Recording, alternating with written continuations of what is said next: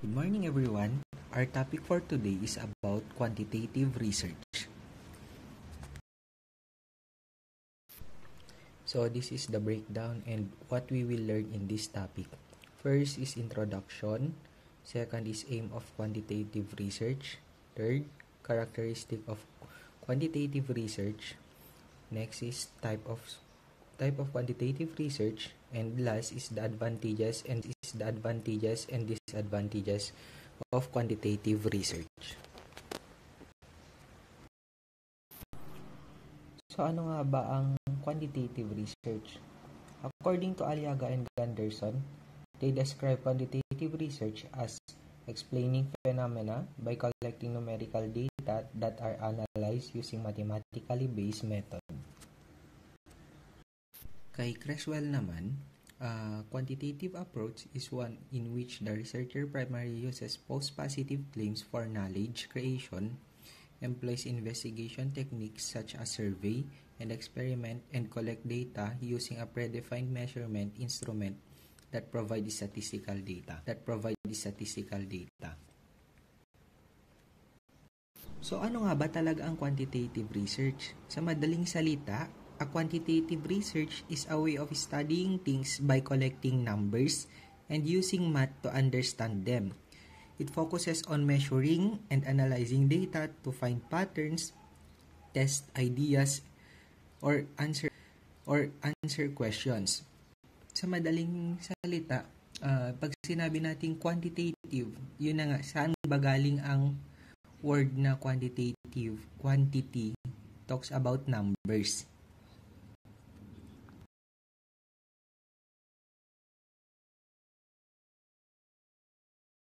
So what is the aim of quantitative research? The aim of a quantitative research is to systematically investigate phenomena by collecting and analyzing numerical data, generate knowledge, and create understanding about the social world, and to observe phenomena of occurrence affecting individuals. So meron tayong 8 na main aims ng quantitative research. First is yung measurement and quantification. In this part, it measures variable and quantify relationship, patterns, and trends within the data. This allow the researcher to describe phenomena in numerical terms. Yun na nga, pag sinabi natin quantitative research is about measurement and quantifications, numbers, ganun. Then, yung data is dapat quantifiable siya. Then next is generalization. To generalize findings from samples. So next is generalization. Quantitative research generalize finding from a sample to a larger population. Yun na nga, quantitative research uses large sample size to ensure that the results are representatives and can be generalized.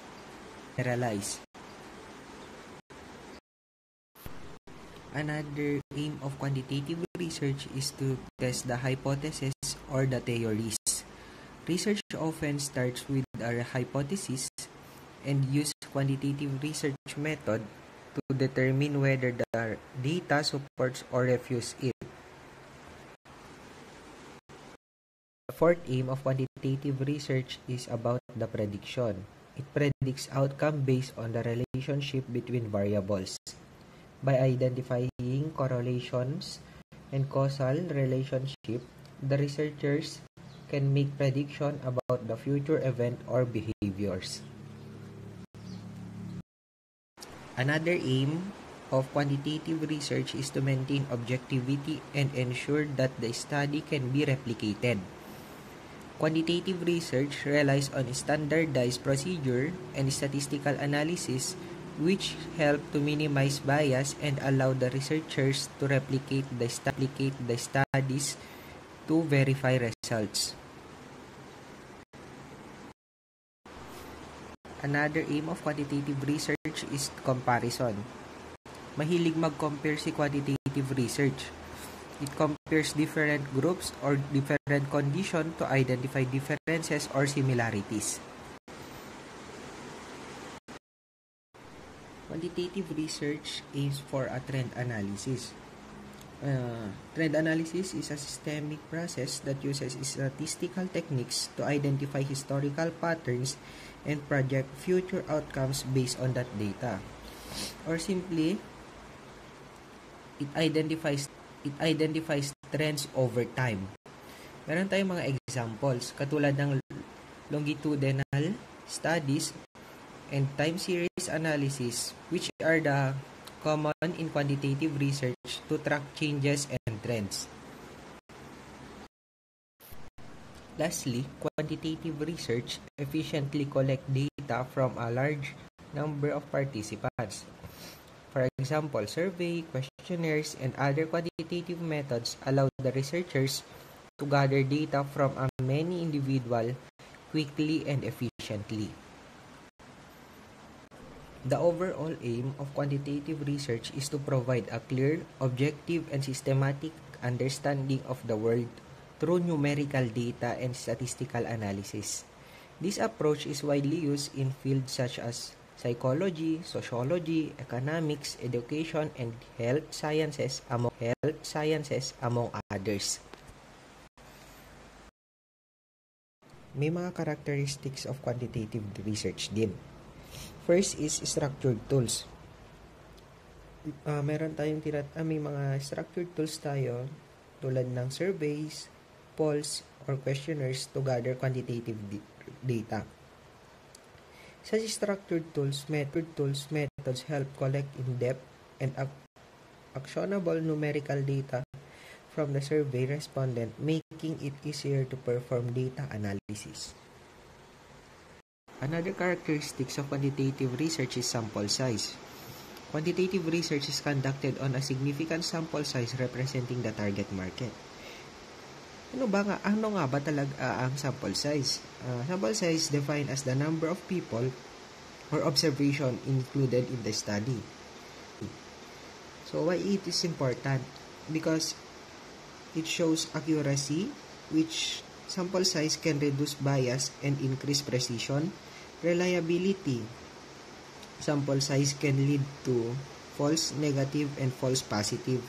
And lastly is generalizability. Sample that accurately represent the population and can help generalize the result to the larger population. The third characteristics of a quantitative research is a close-ended questions. Ano nga ba ang close-ended questions? It is defined as a question types that asks respondents to choose from distinct set or predetermined responses, such as yes or no, or the dichotomous questions, or di kaya yung mga multiple choice questions natin. Ang close-ended questions is specifically designed to align with the research objective or a cornerstone of a quantitative research. Fourth characteristics of quantitative research is prior studies. Before collecting feedback from the respondent, researchers often delve into previous studies related to the research topic. This preliminary research helps frame the study effectively and ensure the data collection process is well informed. Fifth characteristics of a quantitative research is the quantitative data. Typically, quantitative data is represented using tables, charts, graphs, or other numerical forms. This visual representation aids is understanding the collected data and is essential for rigorous data analysis, a key component of a quantitative research method. One of the strengths and the characteristics of quantitative research is the ability to generalize results to the entire population. It means the findings derived from a sample can be extrapolated to make informed decisions and take appropriate action for improvements based on the numerical data analysis. There are two types of quantitative research method. First is the primary and second one is the secondary. For primary, it is most widely used method of conducting market research. It focuses on collecting data directly rather than depending on the data collected from previous done research. For secondary naman, it is a desk research method that involves using already existing data or a secondary data. Yun na nga, pag sinabing primary quantitative research, researcher collect new data directly from the original source. Pag secondary naman, it involve analyzing of data that was collected by someone else for different purposes. The first technique and type of primary quantitative research method is survey and questionnaires.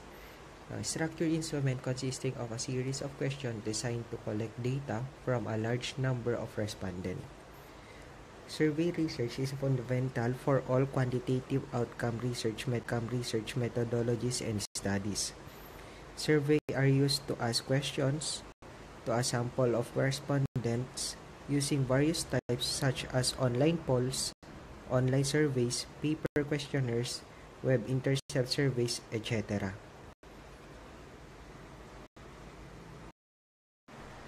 Another is experiment. Experiment in quantitative research is a scientific study that tests a hypothesis by manipulating the variable and measuring the result. Yun nga, experiment, it is a controlled studies where researcher manipulated one or more independent variables to observe the effect on a dependent variable. May tinatawag din tayong longitudinal studies and cross-sectional studies. For longitudinal studies, research conducted over an extended period involving repeated observation of the same variable. While cross-sectional studies, research that's collected data from the population at a single point in time. So, paano ba natin mas masisimplify ito? Pag sinabing longitudinal studies, it follows the same group of individual over a period of time, collecting data at multiple points, while cross-sectional study analyzes data from a group of individual at a single point in time, providing snapshot of a population at that moment. Essentially, longitudinal studies examine changes over time, whereas cross-sectional studies only look at association at a specific point in time. For the last two, we have observational studies. It is a type of research where the researcher observes and records behavior, event, or outcomes without interfering or manipulating the environment. These studies are often used to explore relationships, pattern or trends in real-world setting. For example, counting how many times a specific behavior occurs in a classroom setting. With that, you just count it without interfering or without manipulating the environment.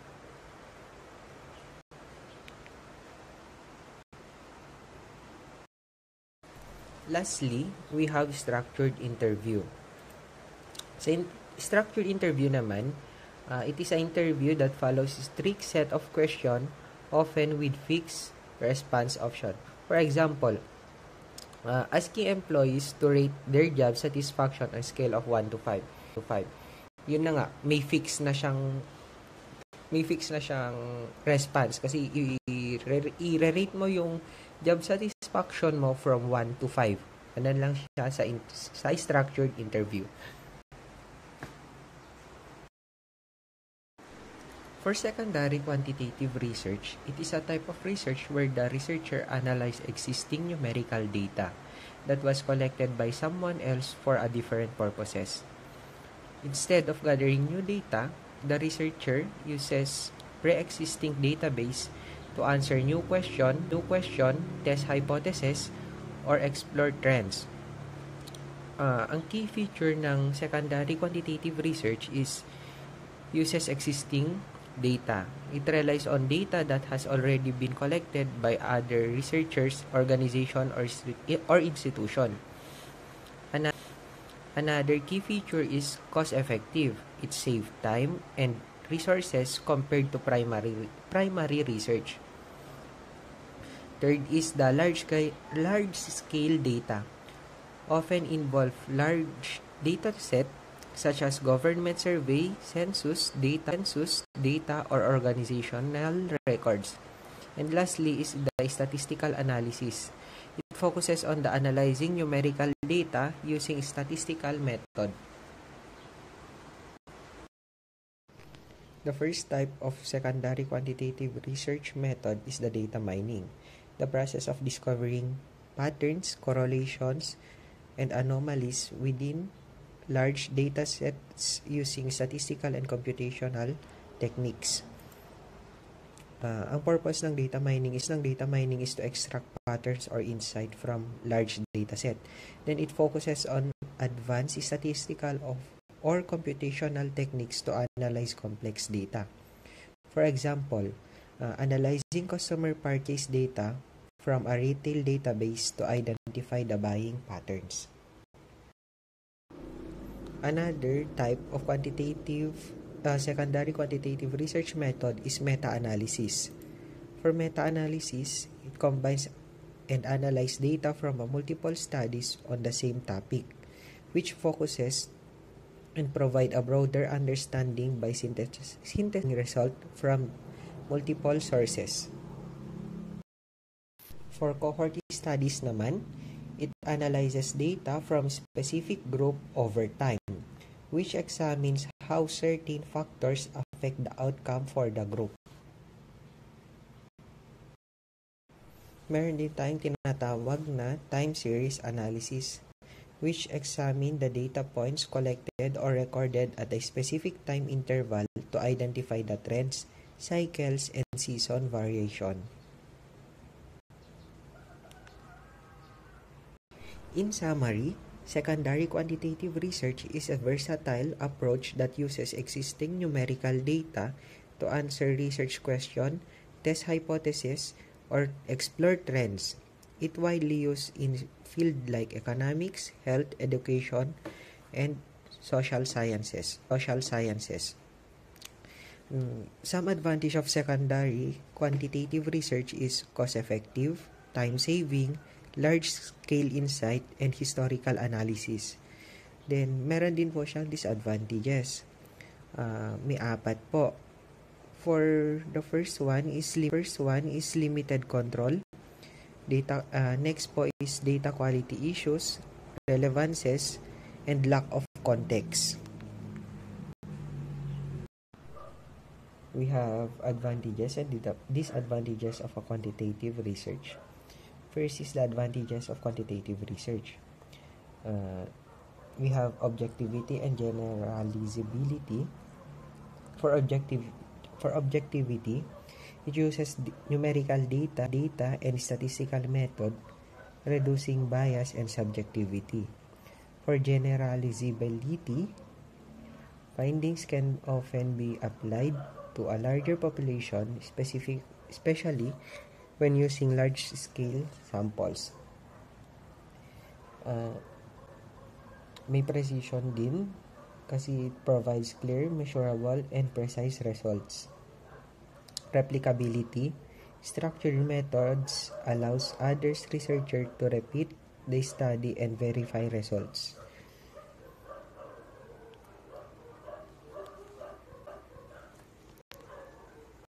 Quantitative research is also efficient. Data collection and analysis can be automated, making the process faster. Then, statistical analysis enables the use of advanced statistical tools to identify patterns, relationship, and trends. Kung may advantages tayo, meron din tayong disadvantages ng quantitative research. First one is lack of depth, because it focuses on numerical data, which may miss deeper insight, context, and nuance. Another is rigid design. The structure may limit flexibility in exploring unexpected findings. Third one is oversimplification. Complex phenomena may be reduced to numbers, losing important details. Then, fourth is the dependence on it relies heavily on measurement tools, example, survey, tests, which may not always be accurate or valid. Then, last is ethical concern. The collecting data from human subject may raise privacy or consent issues. In summary, quantitative research is a powerful tool for answering specific, measurable questions and identifying patterns or trends. However, it may not capture the full complexity of a human behavior or provide deep insight into underlying reason. Combining it with the qualitative research can often yield a more comprehensive understanding. That's all. Thank you and God bless.